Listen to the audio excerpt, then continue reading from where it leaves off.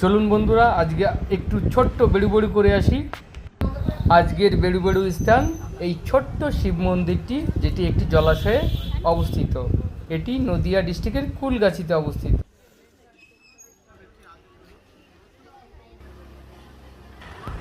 এতটাই গরম পড়েছিল যে আমার পায়ের তলা পর্যন্ত আগুনে পুড়ে যাচ্ছিল।